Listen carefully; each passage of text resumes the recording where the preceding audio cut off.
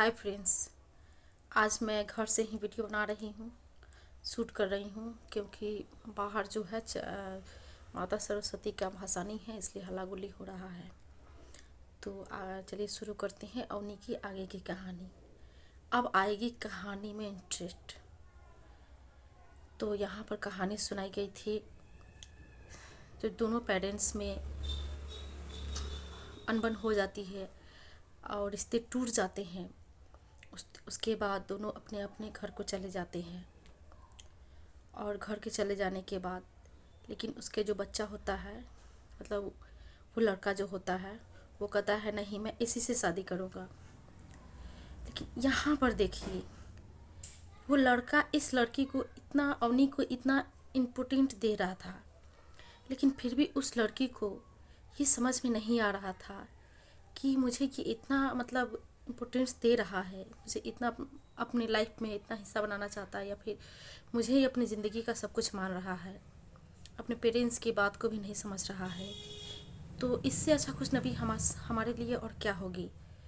उस लड़की को कुछ नहीं समझ में आ रहा था, बस वो वही उसके दिमाग में बैठा हुआ था कि जो करेंगे मेरी माँ करेगी और मेरी मामा देवी जहाँ शादी करेंगे मैं वहाँ शादी कर लूँगी, लेकिन मैं नहीं भाग के शादी करूँगी, नहीं आपके साथ शादी करूँगी। यानी शादी करूँ, आपके साथ शादी करूँगी लेकिन भाग के शादी नहीं करूँगी। अगर पेरेंट्स करवाएंगे तो करेंगी और नहीं तो आप अपने घर और मैं अपने घर। बस इसी पे टिकी हुई थी। और वो लड़का जो था, मतलब रिश्ता कटने के बावजूद भी इतना उसे मतलब अधिक किया कि तुम मुझसे शादी करो, नहीं तो मैं तुम्हारे बिना नहीं रहूँगा, मर जाऊँगा, मैं तुम्हारे बिना जी नहीं सकता।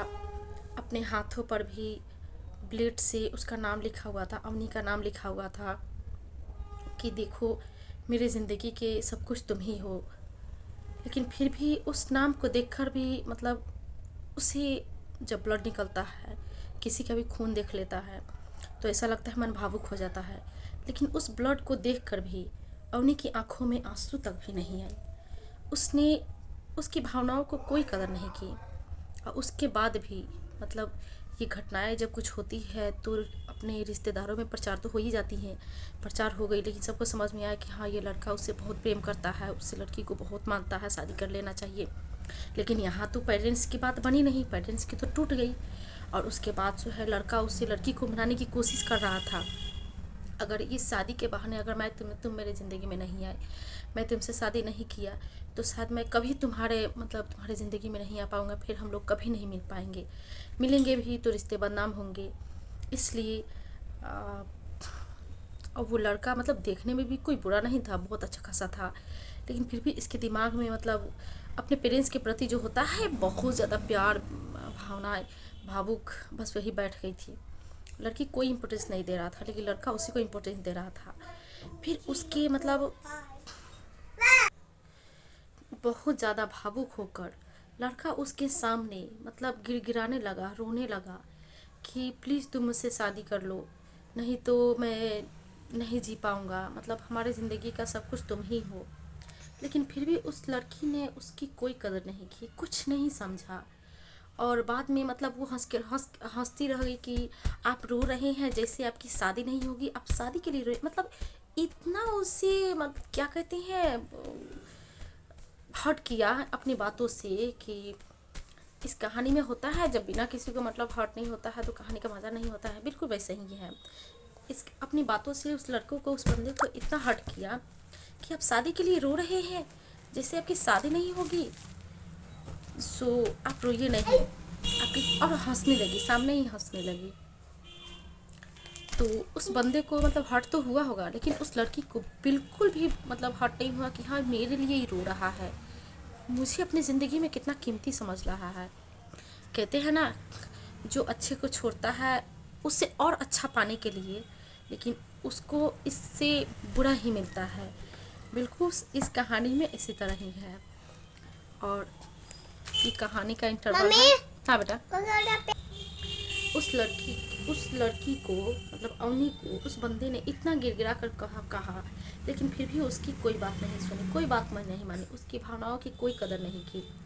अपने हाथों पे ब्लेड से काटा, उसका नाम भी लिया, उसके सामने में भी रोया, भागने के लिए कहा कि हाँ तुम जैसे कहोगी वैसे मैं तुमसे शादी करूँगा।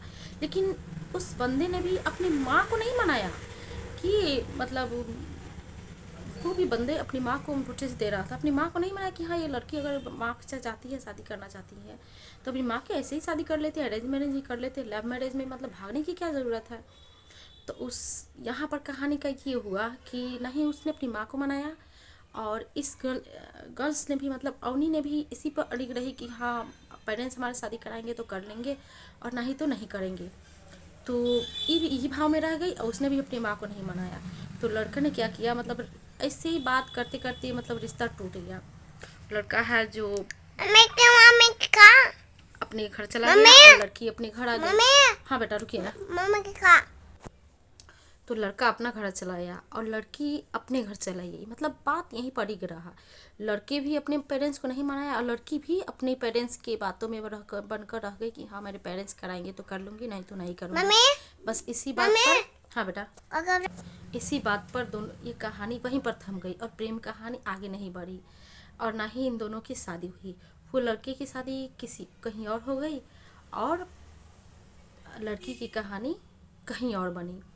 तो 60 मिनट का मतलब शूट हो चुका है। मैं इससे आगे लॉन्ग वीडियो नहीं बनाऊंगी। अगर आप लोग इस कहानी को पूरा एंड तक देखते हैं तो मैं कोशिश करूंगी इससे और लॉन्ग वीडियो मतलब इस कहानी को पूरा करके सुनाऊं, क्योंकि अगर कोई देखेगा नहीं तो सुनाने वाले को मोटिवेट तो नहीं मिलेगा ना, मज़ा तो नहीं आएगा ना। तो इसलिए प्लीज़ आप इस कहानी को सुनिए और हमें भी मोटिवेट कीजिए ताकि मुझे भी इस कहानी को बनाने में और मतलब अच्छा लगे। Thanks for watching.